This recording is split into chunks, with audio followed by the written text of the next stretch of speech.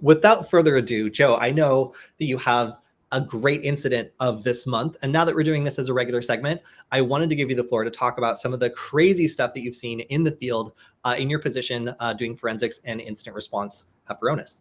So recently we had a particular incident where a customer called us and basically said, hey, we're seeing some suspicious activity on one of our file shares from a user. We're not really 100% sure what's going on, but it seems really anomalous for the user in question. And we traced this activity, the user's activity, we traced it back to a particular IP address and determined that this IP was in the customer's VPN range of IPs, meaning it was assigned to a particular device after it was VPN'd onto the network.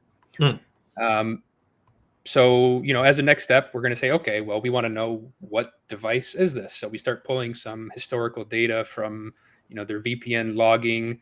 We identify that this particular device, the host name that we're seeing in the logs, is definitely not the user's device in question. It doesn't have the same host name that we expect for this user. So we know already that, this is some type of malicious abuse of their VPN, some type of malicious access to their network, start shutting things down, start resetting passwords as a containment measure, start to, try to kick this threat off the network, assuming, after we had done some additional analysis on potential lateral movement and other activity. So, we came in and as a next step, we talked to them and say, hey, so to get on VPN in your network, is there some type of MFA in place? A lot of companies do certificate pinning on their workstation so that you can't access the VPN unless you have a certificate already in place. That's probably the most common way. If you're at an organization, usually there's something like AnyConnect from Cisco or Palo Alto's Global Protect or something where it's doing some type of host-based security checks. You can't just download the client, the agent, and just connect into the network normally. And they said, yeah, we're doing certificate pinning. This shouldn't be possible. It's not possible for a device that doesn't have the certificate to access the network. Clearly it had happened though. So we start to investigate and figure out, what did this happen? We start working with them to analyze this user's activities because it was all for a particular user that they seemed to have the credentials for.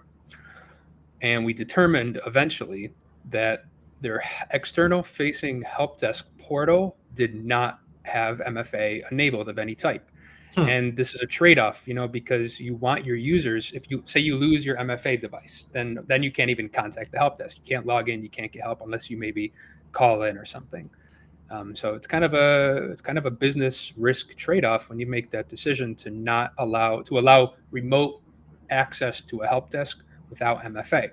And they had made this decision, and the user basically had social engineered the help desk to provide them a new certificate, which they were able to then take and install onto their attacking endpoint. And then using the credentials they already had, they were able to VPN into the network and start to do what they did, which was, they started to do some initial reconnaissance, very briefly started doing some kind of exploring of the file shares. We caught them very early on, thankfully. We kind of triage, from a lateral movement perspective, from a command and control perspective, understanding where were what we call the beachhead devices that they had maybe spidered out onto, shutting these down, containment. But really this is kind of an MFA story, because whenever you make that decision to have something external facing but not put MFA on it, even if you think you're protected, there's always going to be that one hole, and that's all the attackers need to find. If they can find one gap in your armor, that can lead to an unfortunate incident, which is kind of exactly what happened here.